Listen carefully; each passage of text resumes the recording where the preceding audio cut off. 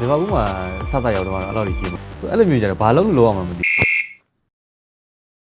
ကဲဒီနေ့မှာတော့ကျွန်တော်တို့လီဗာပူးအသင်းရဲ့ကွင်းလက်ခံစစ်ကစားသမား Ryan Gravenberch ရဲ့စကေးတွေကိုတွားကြည့်လိုက်မယ်ဒီကောင်ငယ်လေးတွေကနော်ဘယ်မှာစပြီးတော့ဟိုခြေပေါ်ခဲ့တာလဲဘာညာပေါ့အကုန်လုံးတွားပြီးတော့ကြည့်မယ်ကျွန်တော်တို့လိုက်ပြီးတော့ကြည့်ရှုပေးကြပါအောင်ငယ်လေးပေါ့နော်ဒါသူငယ်တော့ဟိုမှာ Egypt အသင်းမှာဟိုငယ်မွေးချံပေါက်ပေါ့ Egypt မှာတော့ငယ်လေးကအဲ့လိုဇာတ်နေနဲ့သိအောင်လား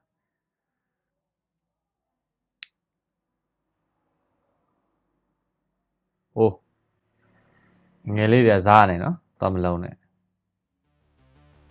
အဲ့လိုမျိုးကြီးအဲ့လိုမျိုးဆွဲပြေရအောင်ကြိုက်တာဗျာဖိတ်နိုင်အဲ့လိုမျိုးသိရ body ဖိတ်တာ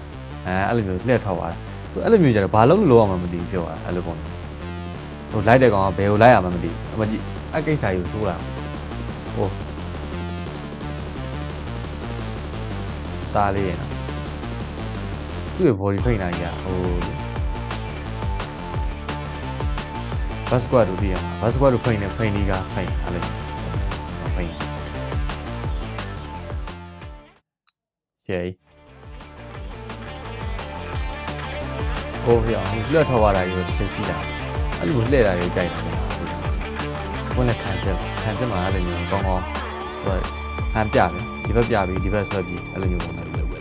ကောင်ဆော့တာအဲ့လိုမျိုး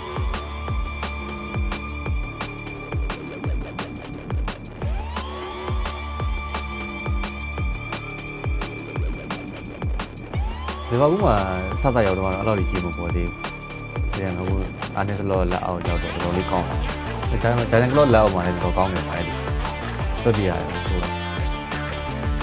ဟုတ်တယ်အဲ့လိုမျိုးဆိုအဲ့လိုမျိုးလဲတာတော်တော်မိုက်တယ်ဘာရမှာတော့အဲ့လိုဒီရှင်းနေတယ်နော်ဒီဘာဦးဆိုင်ရှင်းချက်အဲ့တော့ဘူးတော့အဲ့တော့ဒီလူပီးများလေးမှာဟိုလာတော့ကာစီကိုတို့သိရမှာအကောင့်နေနဲ့ဒီလောက်တော့ပတ်ကြမယ်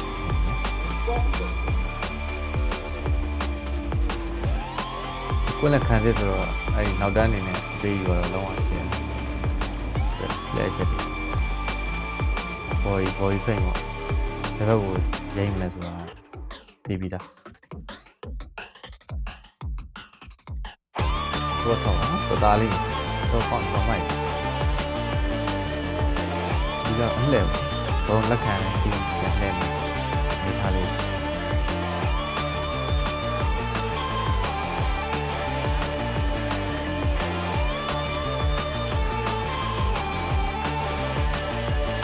ကဲဒီနေ့ကတော့ဒီလောက်ပါပဲဒီကိုအနေနဲ့ Gravenberch ကိုကြိုက်ကြလားဆိုတာကို